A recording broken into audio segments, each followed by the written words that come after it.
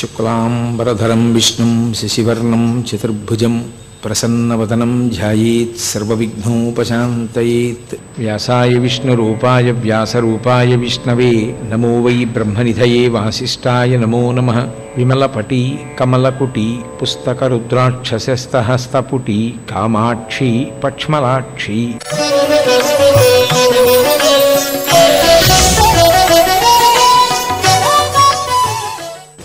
తప్పు చెయ్యడానికి భయపడడం సత్పురుష లక్షణం.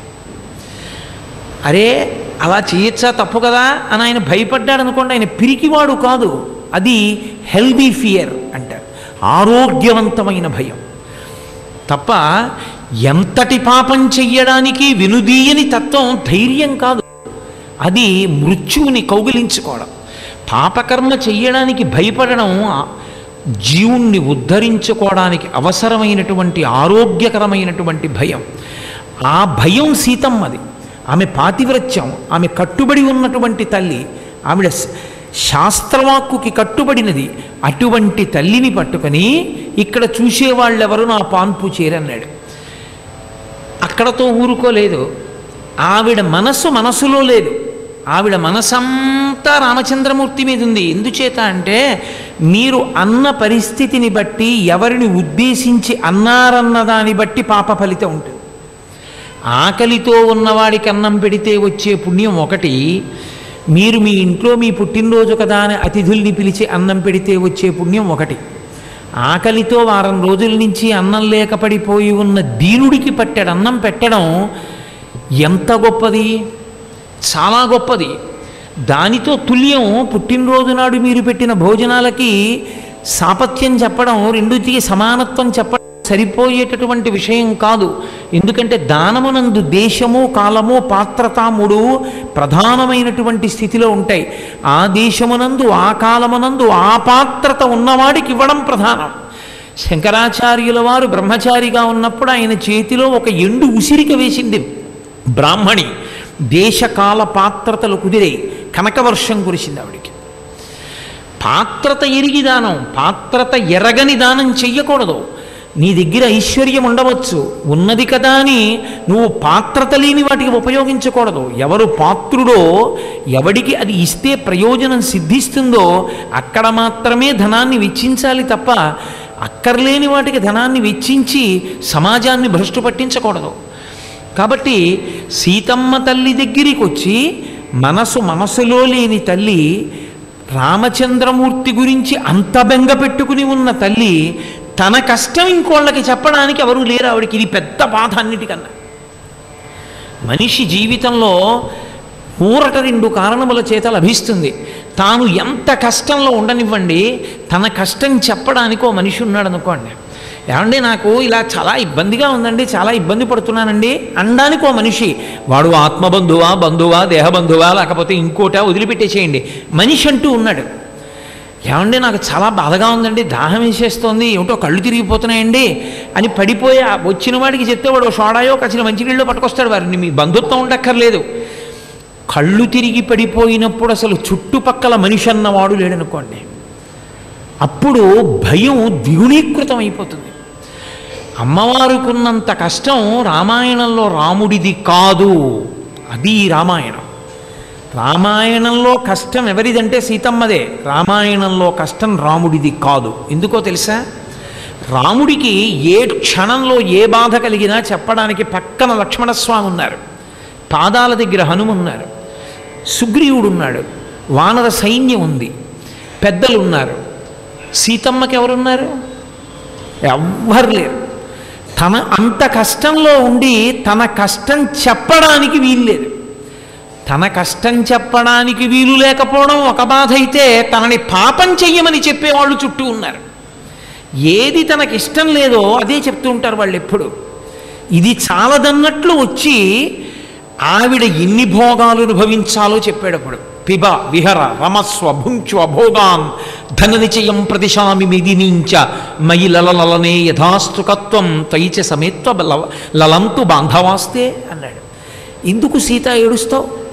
తాగు, బాగా తిను, పట్టు చీరలు కట్టుకో, పాన్పు మీద పడుకో, నాతో భోగించు, ఎందుకు బెంగ పెట్టుకుంటావు అన్నాడు.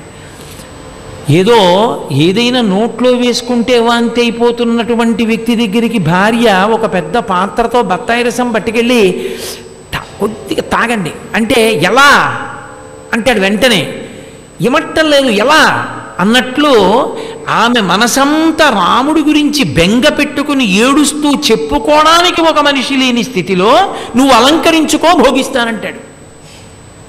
ఇంకింతకన్నా పాపం ఇంకోటి ఉంటుందా?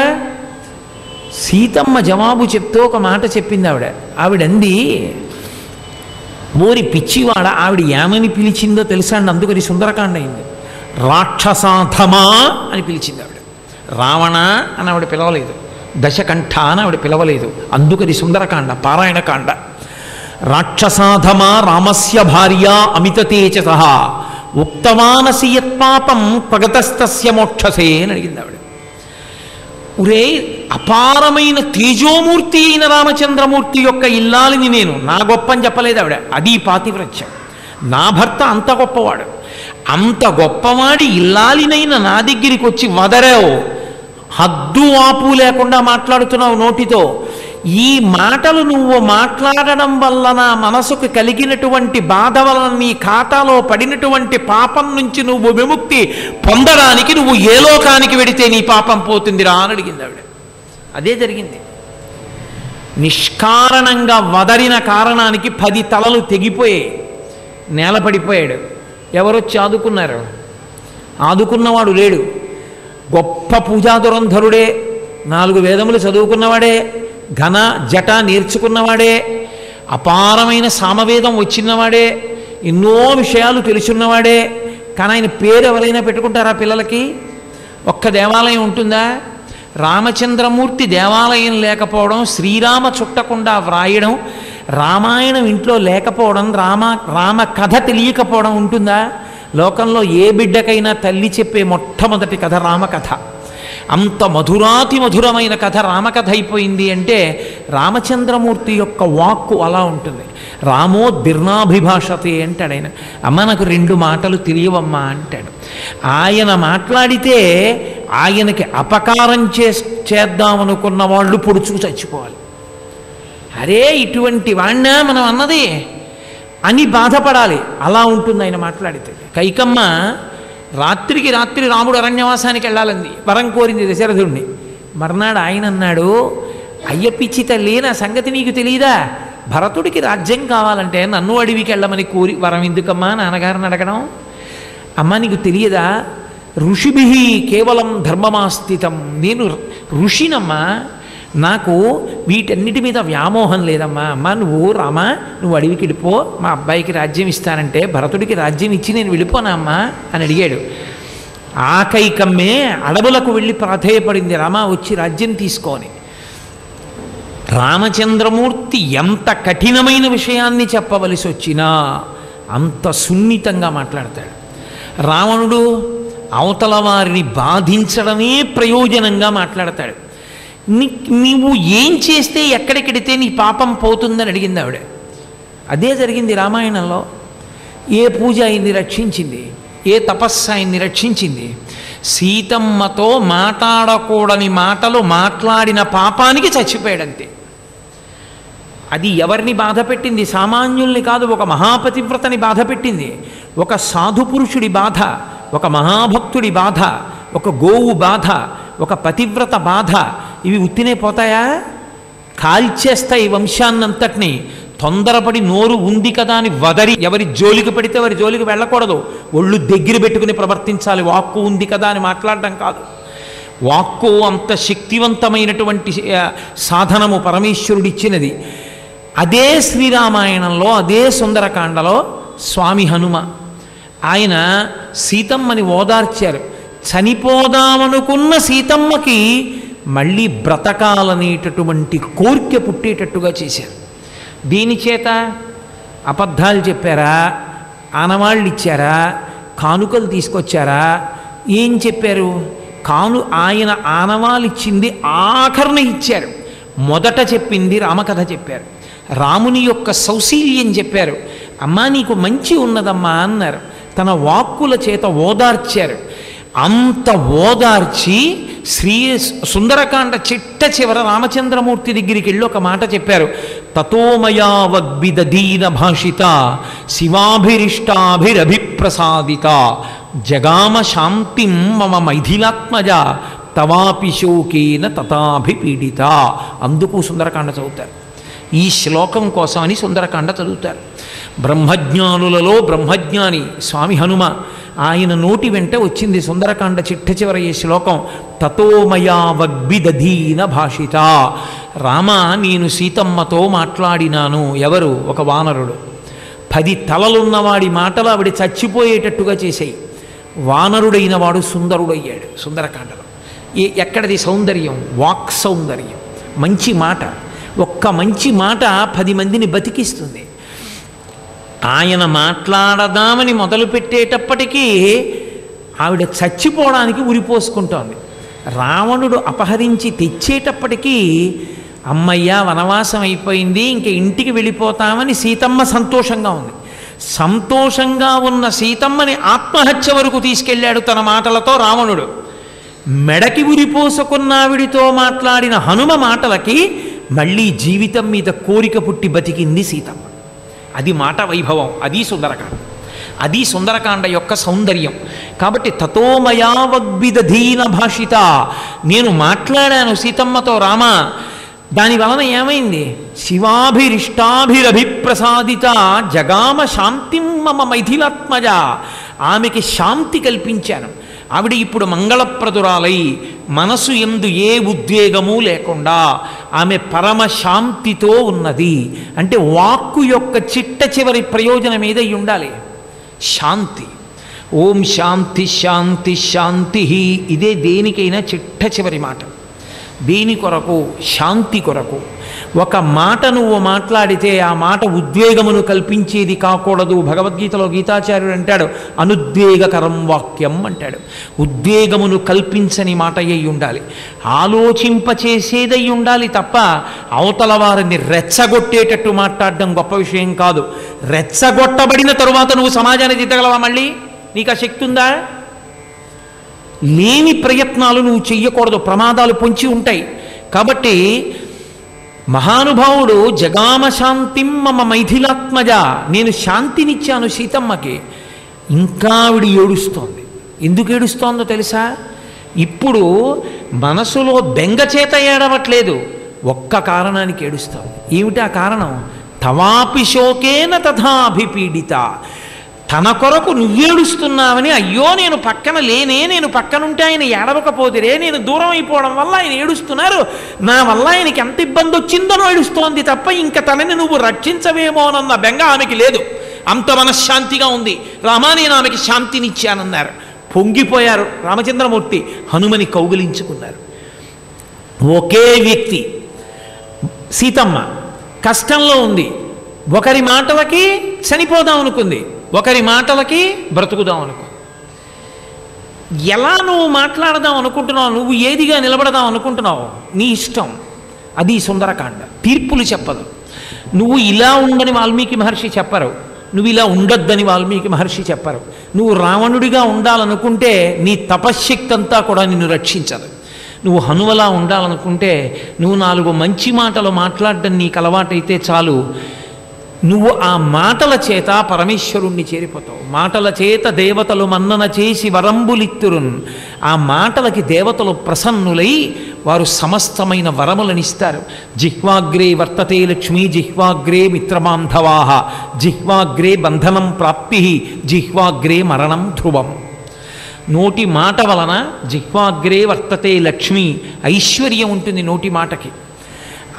ఆయన అండి చాలా ఎంత చక్కగా మాట్లాడతారండి అనిపించుకోగలిగితే నువ్వు అవతల వారి దగ్గరికి వెళ్ళి మాట్లాడినప్పుడు ఎలా మాట్లాడాలో అలా మాట్లాడడం నీకు అలవాటైతే నీకు కావలసిన కోరికలు తీరుతాయి.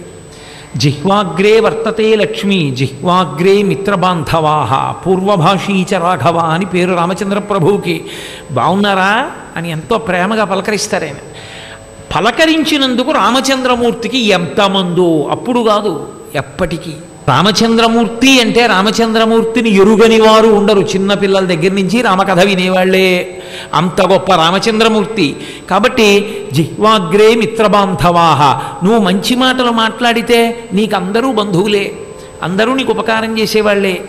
జిహ్వాగ్రే మిత్రబాంధవాహ జిహ్వాగ్రే బంధనం ప్రాప్తి.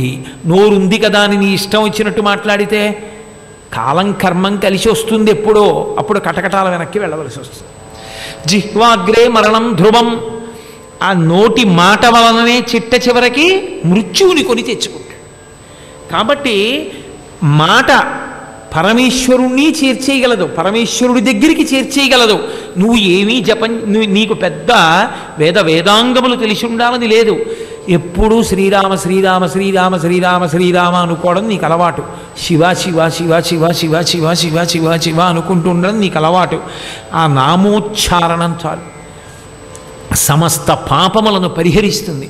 ఆ నామము చాలు, ఈశ్వరుడి దగ్గరికి చేర్చేస్తుంది.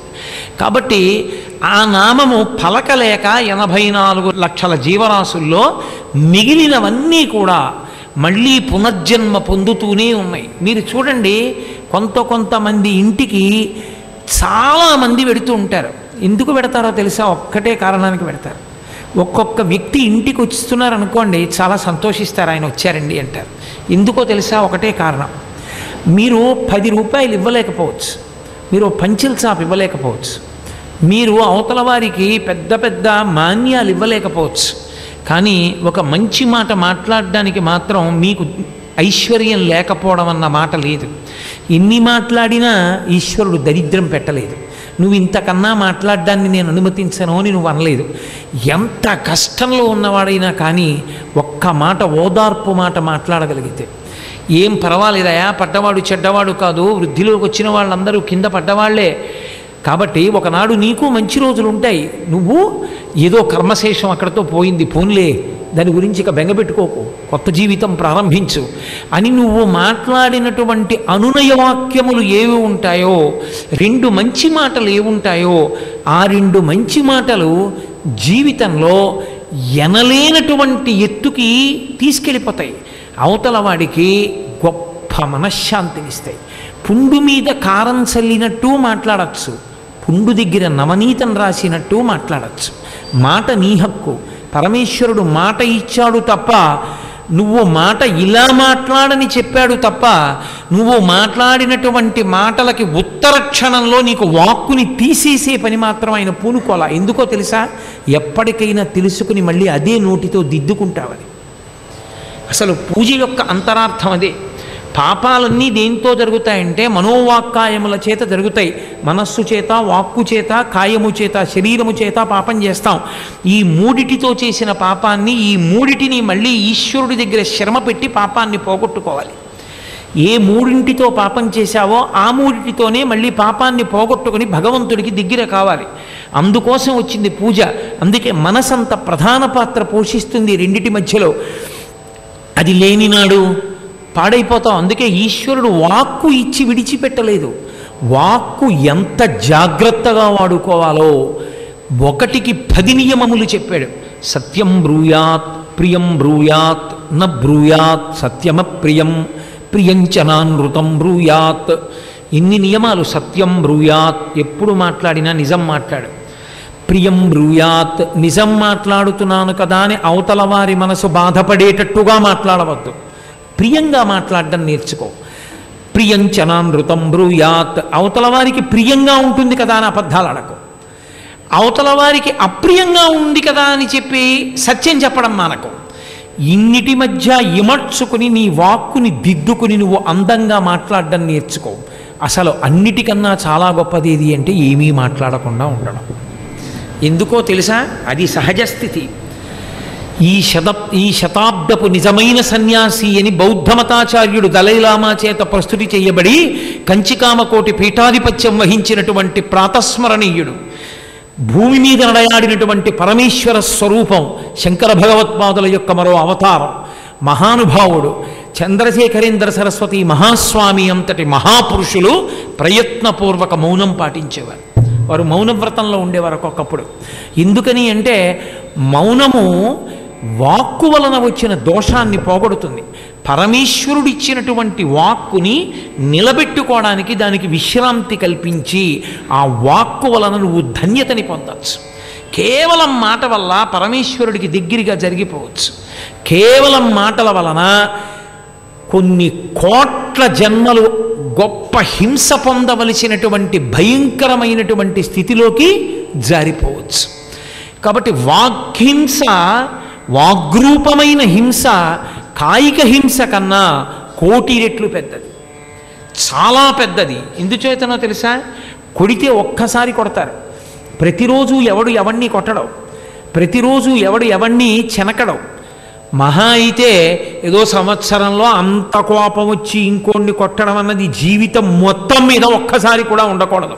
అదుపు తప్పిపోయాడని గుర్తు, పశువు అయిపోయాడని గుర్తు కాదు. నిజంగా అలా జరిగితే ఒక్కసారి. కానీ వాగ్హింస మాత్రం ప్రతి క్షణం జాగరూకుడై ఉండకపోతే, ఏమో నువ్వు అన్న మాటకి ఎక్కడైనా ఎవరైనా ఏడిచారో ఆ పాపం అగ్నిహోత్రమై కాల్చేస్తుంది, వెళ్ళి నిన్ను కొంప కాలిపోతుంది, వాడితో ఊరుకోదది. మారీచుడు అరణ్యకాండలో చెప్తాడు, కలత్రాణిచి సౌమ్యాని మిత్రవర్గం స్థైవచ యదీచ్ఛసి చిరంభోక్తం మాకృధారమ విప్రియం అన్నాడు. తను ఇంకొకడిని కొడితే వాడు తిరిగి తన్ని కొడితే అక్కడతో పోతుంది. కానీ నువ్వన్న మాటకి అవతలవారు మహాపతివ్రతో, మహాభక్తుడో, సాధుపురుషుడో, ధర్మతత్పరుడో, ఒక గోవు లాంటిదో ఆయన ఎంతో బాధ పెట్టుకుని ఆయన కన్నుల వెంట నీటి బొట్టు రాలి కింద పడిందో, అది నీతో పోదు, నిన్ను, నీ భార్యని, నీ పుత్ర మిత్ర కళత్రాదుల్ని కాల్చేస్తుంది. కాబట్టి తొందరపడి మాట ఎన్నడూ అనరాదు. నోటితో అని తర్వాత క్షమించండి అన్నం చాలా తేలిక, కానీ నువ్వు క్షమించండి అన్నంత తేలిగ్గా అవతల వారి మనసుకు కలిగినటువంటి గాయం పోదు. సర్వం శ్రీ ఉమామహేశ్వర పరబ్రహ్మార్పణమస్తు. స్వస్తి.